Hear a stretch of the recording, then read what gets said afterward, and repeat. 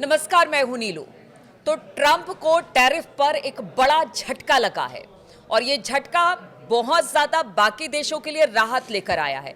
ये झटका क्या है और ट्रंप ने जो नीति अपनाई थी इस टैरिफ को लेकर कि ज्यादा से ज्यादा टैरिफ लगाया जाए और अमेरिका के पास ज्यादा से ज्यादा पैसे आए, लेकिन अब इसको लेकर झटका लगा है। किस तरह से ये झटका है, किस तरह से आने वाले समय में टैरिफ को लेकर जो एक टैरिफ वॉर छिड़ गया था उस पर विराम लगेगा। बातचीत करने के लिए मयंक मेरे साथ है।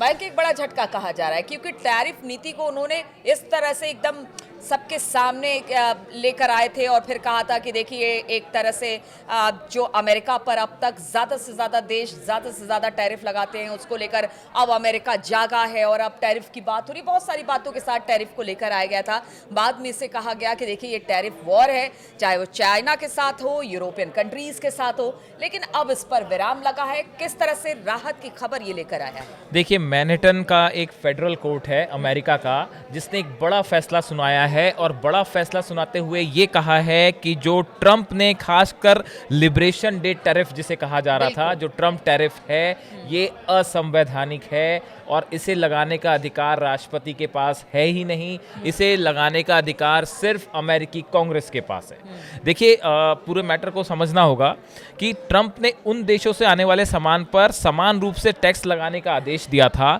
जो अमेरिका से कम सामान खरीदते हैं और उससे ज्यादा सामान बेचते हैं। ऐसे देशों के ऊपर जो टैक्स लगाया था इसे कहा गया था लिबरेशन डे टैरिफ, जिसको लेकर ये पूरा विवाद था। अब देखिए, ट्रंप प्रशासन ने अप्रैल में जो अप्रैल अभी गया उसमें ये लिबरेशन डे टैरिफ के नाम से ये जाना जाने लगा और ये टैरिफ लगा दिया। इसके बाद अमेरिका के कई व्यापारियों ने इसको कोर्ट में चुनौती दी और कहा कि साहब ये जो ट्रंप की तरफ से टैरिफ लगाया गया है ये असंवैधानिक है, गैर कानूनी है। उसके बाद मैनहट्टन की एक फेडरल कोर्ट जो है उसमें इस पूरे मामले को लेकर सुनवाई हुई और उस सुनवाई में कोर्ट ने कई अहम बातें कही हैं। पहली बात तो उसने ये कही कि अमेरिकी राष्ट्रपति ट्रंप ने अपने अधिकारों का दुरुपयोग किया है और ऐसा कदम उठाया है जो अमेरिकी संविधान के खिलाफ है। ये पहली बात टैरिफ को लेकर फेडरल कोर्ट ने कही है मैनहट्टन के। दूसरी बात कोर्ट ने कहा, कोर्ट ऑफ इंटरनेशनल ट्रेड की ये 3 जजों की बेंच थी जो मामले की सुनवाई कर रही थी। उन्होंने कहा है कि अमेरिकी संविधान के अनुसार विदेशी देशों के साथ व्यापार को नियंत्रित करने का अधिकार केवल अमेरिकी कांग्रेस के पास है, ना कि प्रेसिडेंट के पास। ये दूसरी बड़ी बात कोर्ट की तरफ से कही गई। तीसरी बात, अदालत ने कहा कि ट्रंप ने जो international emergency economic power act यानी IEEPA के तहत ये ट्रैफिक लगाए थे, वह कानून उन्हें ऐसा करने का असीमित अधिकार नहीं देता है। मतलब जिस एक्ट के तहत इस टैरिफ का अनाउंसमेंट किया गया था, इस टैरिफ को लागू किया गया था, कोर्ट का कहना है भाई ये कोई असीमित पावर नहीं है कि जो राष्ट्रपति को दे दिया और आपने सब किसी भी तरह के जो है टैरिफ लगा दिए। केवल असाधारण आपात स्थिति में ही राष्ट्रपति को सीमित अधिकार मिलते हैं, लेकिन ट्रंप के मामले में ऐसा कोई वैध आपातकाल नहीं था, कोई ऐसी इमरजेंसी नहीं थी। देखिए, ये एक्ट ये कहता है कि अगर कोई विशेष इमरजेंसी है उस हालत में अमेरिका के राष्ट्रपति जो हैं वो इस तरह का टैरिफ लगाने वाला कोई कदम उठा सकते हैं। लेकिन कोर्ट का कहना ऐसा है कि वर्तमान हालात में ऐसी कोई इमरजेंसी नहीं थी जिसके तहत इस तरह का टैरिफ लगाया जाए।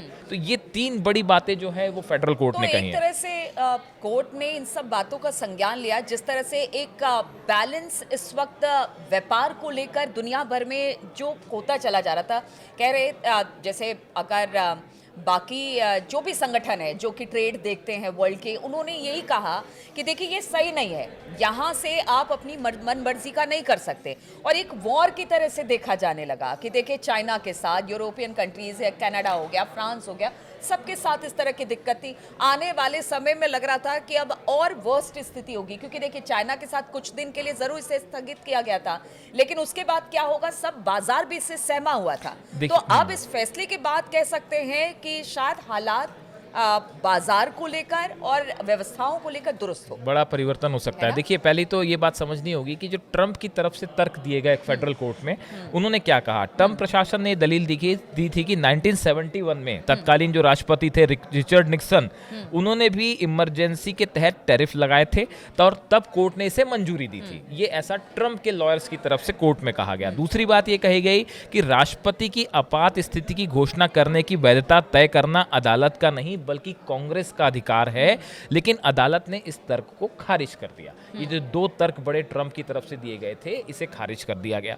अब देखिए, ये पूरा जो मैटर है वो एक अमेरिकी के व्यापारियों का एक समूह है, इनके द्वारा रेस किया गया था, और 12 डेमोक्रेटिक अटॉर्नी जनरल्स जो थे उन्होंने इस पूरे मैटर में अपील की थी कोर्ट में, और उनके वकीलों ने यह तर्क दिया था कि ट्रंप का कथित इमरजेंसी की जो बात कह रहे हैं कि भाई इमरजेंसी के तहत या आपातकाल या विशेष हालात में ये फैसला लिया गया, तो ट्रंप का कथित आपातकाल तो उनकी कल्पना मात्र है और दशकों से ट्रेड डेफिसिट चला रहा है, लेकिन इससे कोई संकट पैदा नहीं हुआ। जो इस टैरिफ के खिलाफ जिन लॉयर्स ने अपील की थी, उनका ये कहना था साहब कि ये कोई विशेष इमरजेंसी वाले बहुतों का ये कहना था कि देखिए, ऐसा है कि आने वाले समय में जिस घाटे को कम करने की ट्रंप बात कर रहे हैं, वो उसका असर अब अमेरिका में जो इंडस्ट्री है उस पर भी पड़ेगा, उस वहां के भी व्यापार पे पड़ेगा। हाँ, ठीक कहा आपने। ट्रंप टैरिफ जो है वो एक ऐसा मुद्दा था जो कि पूरी दुनिया में चर्चा का विषय बना रहा।